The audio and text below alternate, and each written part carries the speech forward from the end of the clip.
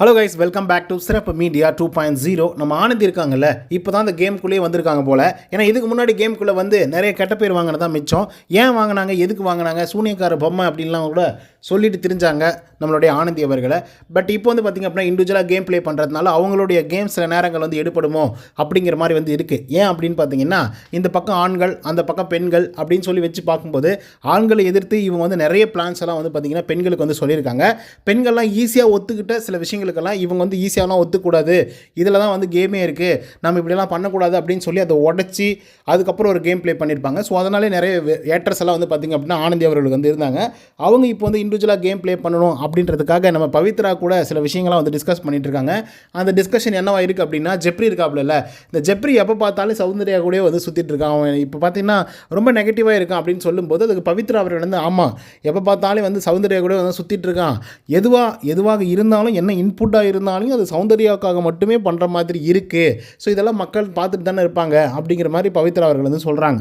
சரி, ஜெப்ரியை பற்றி வந்து சொல்லிட்டாங்க. அடுத்ததாக வந்து பார்த்திங்கன்னா நம்மளுடைய ரஞ்சித் அவர்கள் வந்து ஒரு விஷயம் நடக்குது அப்படின்னா என்ன பண்ணுவார், நீ சொன்னது தப்புமா, நீ இந்த மாதிரிலாம் பேசிடக்கூடாது அப்படி சொல்கிறது கிடையாது. நீங்கள்லாம் சேர்ந்து இதெல்லாம் பேசுகிறீங்கல்ல, இதெல்லாம் மொத்தமாக தப்பு அப்படிங்கிற மாதிரி சொல்லிட்டு போயிடுவார். பர்டிகுலராக ஒரு ஆளை மட்டும் கையை காமிச்சு வந்து சொல்லாமல் ஒட்டுமொத்த பேரையும் தூக்கி போட்டு போயிடுறது. ஸோ அப்படி பார்த்தாக்க இதுதான் சேஃபர் கேமுன்னு சொல்லுவாங்க அப்படின்னு சொல்லி பவித்ரா அவர்களும் ஆனந்தி அவர்களும் டிஸ்கஸ் பண்ணுறாங்க.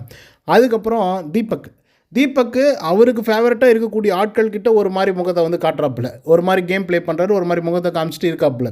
அதே மாதிரி அவருக்கு ஃபேவரட்டாக இல்லாத ஆட்கள் கிட்ட அப்படியே முகம் சுளிச்ச முகமாக வந்து காட்டுறாப்புல, பயங்கர ரூடாக வந்து ரஃப்பாக வந்து இருக்காப்புல அப்படிங்கிற மாதிரி வந்து சொல்கிறாங்க நம்ம ஆனந்தி அவர்கள். ஸோ அதுக்கு வந்து பார்த்திங்கன்னா விஜய் விஷால் வந்து நல்லா செருப்படி தர அளவுக்கு பண்ணலாம். ஏன் அப்படின்னா விஜய் விஷால் வந்து பார்த்திங்கன்னா என்டர்டெயின்மெண்ட்டாக சூப்பராக பண்ணக்கூடிய ஒரு ஆள் தான். ஸோ அதுதான் அவருடைய ஸ்ட்ரென்த்தும் கூட.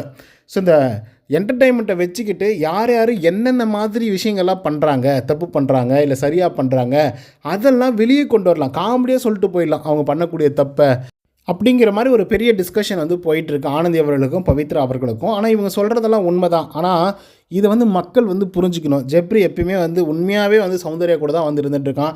அதுவே ஒரு பெரிய அக்யூசேஷனாக வந்து இருந்துகிட்ருக்கு. என்னடா ஜெப்ரி எப்போ பார்த்தாலும் இப்படி இருக்கே அப்படின்னு சொல்லி நம்மளே கேள்வி கேட்டால் கூட அவருடைய ஃபேன்ஸ் எல்லாம் வந்து கீழே வந்து கமெண்ட்ஸில் கத்துறாங்க. எப்படி அப்படின்னா, நீ எப்படி வந்து ஜெப்ரியை வந்து பேசலாம் அப்படிங்கிற மாதிரி ஒரு சிலர் வந்து ஜெப்ரி மட்டுமா பண்ணுறான், சௌந்தர்யா கூட தான் எப்போ பார்த்தாலும் ஜெப்ரி கூட இருக்கா, பாவம் பண்ணுறது தப்பு இல்லை, எப்போ பார்த்தாலும் ஜெப்ரியை தான் நீங்கள் குறை சொல்லுவீங்களா அப்படின்னு சொல்லி சில பேர் வந்து கேட்குறாங்க. அது உண்மையாகவே சொல்லப்போனால் நியாயமான ஒரு கேள்வி தான். ஜெப்ரி மட்டும் இல்லை, சௌந்தர்யாவும் அதை விரும்புகிறாங்க. ஸோ 2 பேர் வந்து பார்த்திங்கன்னா ஜாலியாக என்ஜாய்மெண்ட் பண்ணுறாங்கன்னு வச்சுக்கோங்களேன். அதை நம்ம வந்து குறையும் சொல்ல முடியாது, தப்பு சொல்ல முடியாது. ஸோ இதை பற்றின உங்களோட கருத்துக்கள் என்ன அப்படிங்கிறத கமெண்ட்டில் சொல்லுங்கள். நன்றி, வணக்கம்.